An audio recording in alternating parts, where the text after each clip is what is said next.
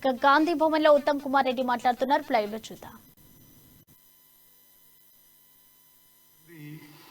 అక్కడ ఒక నూతన రైల్వే లైన్ కోసం ముమ్మరంగా ప్రయత్నాలు చేయడం జరిగింది. పలుమార్లు పార్లమెంట్లో ప్రస్తావించాను. ఇదివరకు ఉన్న రైల్వే మంత్రిని, ప్రస్తుత రైల్వే మంత్రిని కలవడం జరిగింది. మరి కేంద్రంలో రైల్వే బోర్డు చైర్మన్ అధికారులతో కూడా అనేక సందర్భాల్లో కలవడం, రిప్రజెంట్ చేయడం జరిగింది. ప్రధానంగా విషయం ఏంటంటే కోదాడ్, హుజూర్ నగర్ ప్రాంతాలు చాలా పొటెన్షియల్ ఉన్న ఏరియాస్. అంటే రాష్ట్రంలో దేశంలోనే ఒక సిమెంట్ హబ్గా ఉంటూ, సిమెంట్ మ్యానుఫ్యాక్చరింగ్ హబ్గా ఉంటూ, అదేవిధంగా ప్యాడీ ప్రొడక్షన్ కానీ, రైస్ మిల్లింగ్ కానీ, రైస్ కానీ అక్కడి నుంచి దేశ విదేశాలకు పోవడం జరుగుతుంది. ఆ అభివృద్ధి క్రమంలో మరింత వేగవంతంగా అభివృద్ధి చేయాలి, ఆ ప్రాంతం వారికి మెరుగైన ట్రాన్స్పోర్ట్ ఫెసిలిటీస్ ప్రొవైడ్ చేయాలనే ఉద్దేశంతో ఆడ రైల్వే లైన్ కోసం చాలా ఏండ్ల నుంచి నేను ట్రై చేస్తున్నాను. నేను వాస్తవంగా ఇప్పటి నుంచే కాదు, నేను గతంలో ఎమ్మెల్యే ఉన్నప్పుడు, మంత్రి ఉన్నప్పటి నుంచి రిప్రజెంటేషన్స్ ఇస్తూ వచ్చాను, పర్సూ చేస్తూ వచ్చాను. ఒక శుభవార్త, ఇది ఆ ప్రాంతమే కాదు, మరి ఆ ఉమ్మడి నల్గొండ జిల్లాలో కూడా, ఉమ్మడి నల్గొండ ఖమ్మం జిల్లాలో అందరికీ కూడా ఒక మంచి కార్యక్రమంలో ఒక ముందడుగు వేయడం జరిగింది. A new railway line with single line electrification has been in principle sanctioned. In principle. దీని తర్వాత ఇంకొంత ప్రక్రియ ఉంటుంది, కానీ ఒక రికనెసెన్స్ ప్రిలిమినరీ సర్వే తర్వాత ఇన్ ప్రిన్సిపల్ శాంక్షన్ జరిగింది. దీని length 93 kilometres between Dornakal to Miryalaguda via Kodad, Huzur Nagar. ఈ కొత్త రైల్వే లైన్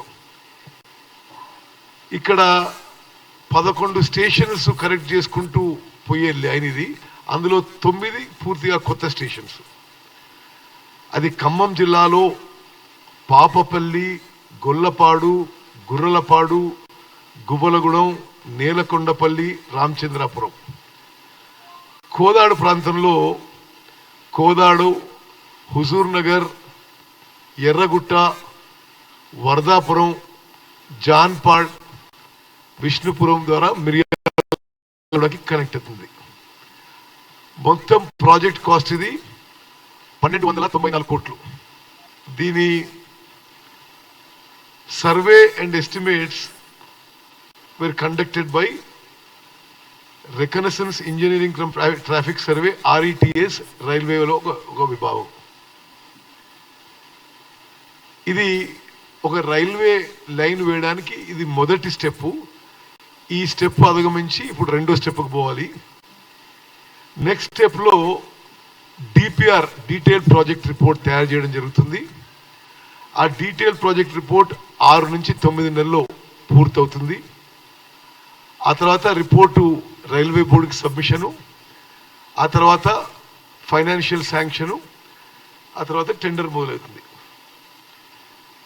అప్రాక్సిమేట్గా ఒక రైల్వే లైన్ కొత్తగా నిర్మాణం అంటే ఇప్పటి నుంచి 4 ఏళ్ళు పడుతుంది దానికి. నేను ముందు చెప్పినట్టుగా టోటల్ అమౌంట్ దీనికి అయ్యే ఖర్చు 1294 కోట్లు. అయితే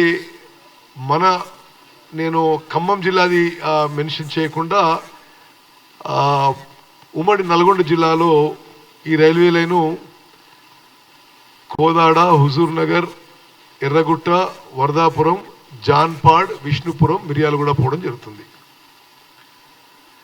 అండ్ మెయిన్గా గూడ్స్ ట్రాఫిక్కి మరి ధాన్యం, బియ్యము, సిమెంటు, గ్రనైటు, ఫర్టిలైజర్సు, అదేవిధంగా క్రాస్ ట్రాఫిక్ కోల్కి ఈ లైన్ ఉపయోగపడుతుందని చెప్పినట్టుగా ఈ సర్వేలో మరి వాళ్ళు ఎక్స్పర్ట్స్ నిర్ధారించారు.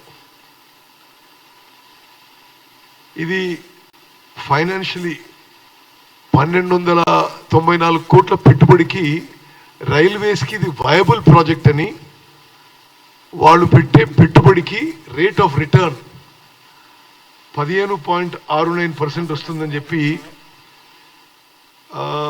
వారి అంచనాలు వేయడం జరిగింది. నేను మీ అందరికి కూడా ఆ మ్యాప్ వాట్సాప్లో అదేవిధంగా అన్ని విధంగా మీకు ఇవ్వడం జరుగుతుంది. మరి ఈ రైల్వే లైను డిపిఆర్ పూర్తి చేసి ఫైనల్ శాంక్షన్ ఇప్పించి పని మొదలుపెట్టడానికి మేము సర్వశక్తులు వడ్డిస్తాం. అండ్ ఇది ఎవరికైతే ఇంకా డీటెయిల్స్ కావాలో నేను తప్పనిసరిగా ఈ మొత్తము ఈ సర్వేలో వచ్చిన డీటెయిల్స్ ఇవ్వడం జరుగుతుంది.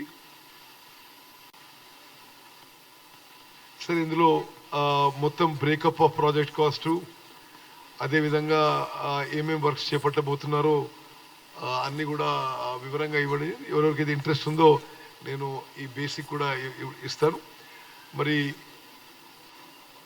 మీడియా ద్వారా ప్రత్యేకంగా ఉమ్మడి నల్గొండ జిల్లా ప్రజలకి, ఉమ్మడి ఖమ్మం జిల్లా ప్రజలకి ఈ వార్త తెలియజేసి, ఈ రైల్వే లైన్ పూర్తయితే కోదాడ్ నుంచి, హుజూర్ నగర్ నుంచి, జాన్పాడ్ నుంచి మరి హైదరాబాద్ నగరానికి కానీ, అటు విజయవాడకు కానీ, అటు ఖమ్మం కానీ safe and secure and comfortable travel జరుగుతుందని చెప్పి నేను భావిస్తున్నాను. తప్పనిసరిగా ఈ విషయంలో నిరంతరంగా మా ఎఫర్ట్స్ ఉంటాయని చెప్పి కూడా నేను మనవి చేస్తున్నాను. Thank you. సరే, ఎనీవే నేను ఇప్పుడు ఎలక్షన్ల సమయం, పోలింగ్ దగ్గర పడుతుంది. అదేవిధంగా రేపు రాహుల్ గాంధీ రాబోతున్నారు. ఎటువంటి వివాదాస్పద వ్యాఖ్యలు కానీ దాని మీద కానీ కమెంట్ చేయదలుచుకోలేదు. ఇవన్నీ కూడా ఇప్పుడు ఏఐసిసి ఇన్ఛార్జ్ ఇక్కడనే ఉన్నాడు, ఏఐసిసి సెక్రటరీలు మునుగోడులో ఉన్నారు. ఇది ఏఐసిసి పరిధి విషయంలో కాబట్టి వాళ్ళు చూసుకుంటారని చెప్పి నేను భావిస్తాను. Comment okay. మొన్న రేవంత్ రెడ్డి కూడా ఏదో మాట్లాడని చెప్పి ఎవరు అన్నారు, వెంకటరెడ్డి ఏదో మాట్లాడని చెప్పారు. ఇవన్నీ విషయాలు కూడా ఏఐసిసి ఇన్ఛార్జ్ హైదరాబాద్లోనే ఉన్నాడు, ఏఐ సెక్రటరీస్ కూడా ఇక్కడే ఉన్నారు. ప్లస్ రాహుల్ గాంధీ గారి యాత్ర జరుగుతుంది. ఈ టైంలో ఎటువంటి వివాదం